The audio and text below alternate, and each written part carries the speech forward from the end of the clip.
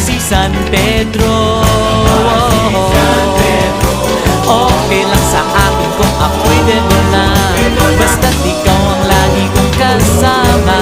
Kaya ale, nasa langit na ba ako?